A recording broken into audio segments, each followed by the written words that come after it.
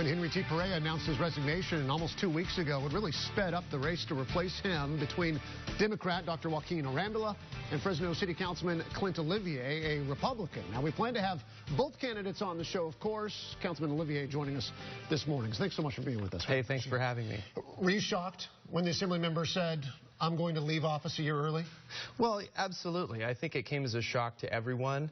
He didn't check with me first, but now that he's resigning, he's had a great career of public service. He did 8 years on the Fresno City Council in the seat that I represent now, and gave 5 really great years in the state assembly. So, he found a better opportunity, and he'll be moving on. And yeah, it does speed things up quite a bit.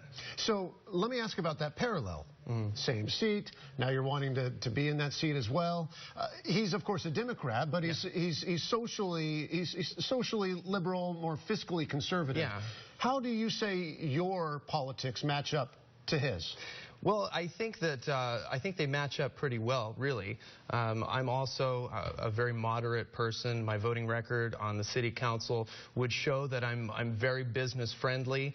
It would show that I'm also very in tune with neighborhoods. I want to see neighborhoods do well. I want to see working families have jobs. I want to see folks working, and I want to see clean and safe neighborhoods. And that's really what he advanced in his 8 years on the council.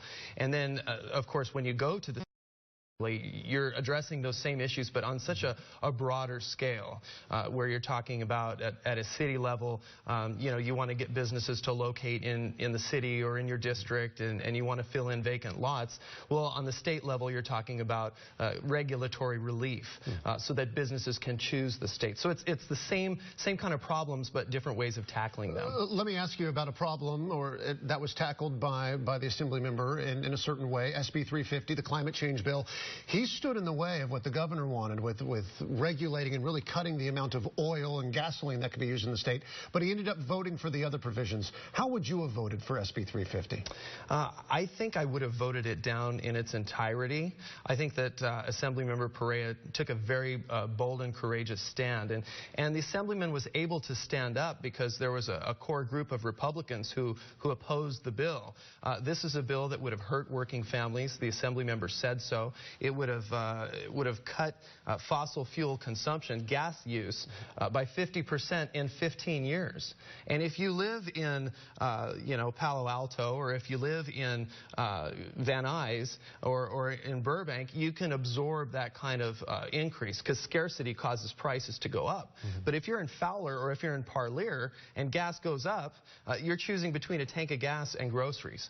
And that's the way things are in the district, the 31st Assembly. So I think that he did the right thing in terms of standing strong. He was able to stand strong because of that core group of Republicans that opposed that legislation. You just would have taken it a little bit further, you're saying. Sure. The district has not elected a Republican for a very, very long time. You, of course, are very aware of that fact. What makes you different? What makes you able to stand up and really separate yourself from your opponent, Dr. Arambula? Well, first of all, they have elected plenty of Republicans. Yeah. The district is by 2 Republican senators, Canella and Vidak, and they've also elected a Republican member of the U.S. Congress. So it's the same voters, it's the same folks that vote for Republicans.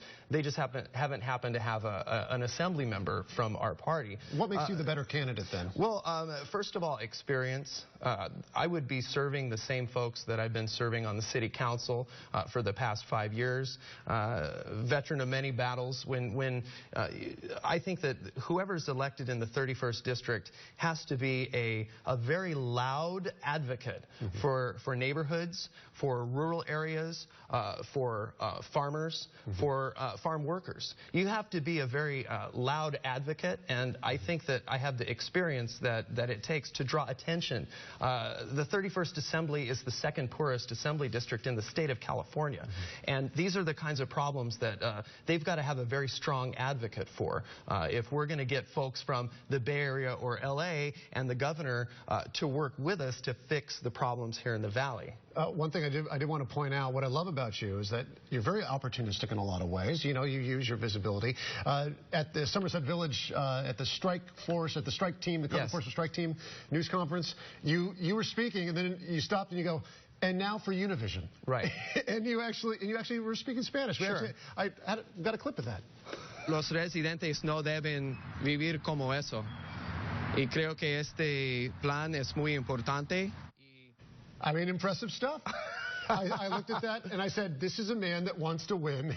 Well, no, I mean, I didn't decide I wanted to win an election and run out and get Rosetta Stone. Yeah. I mean, I speak Spanish. Yeah. And you did a great job. Well, and I think that it's important to be able, especially in my city district and my state district, to speak both. I think it's certainly not a anyways, to be ashamed of it is only a strength. Thanks so much for being here. Hey, thank you for having me on. We'll look forward to having you on. Dr. Rambula, by the way, will be on in January. We're going to take a quick break. We're going to bring in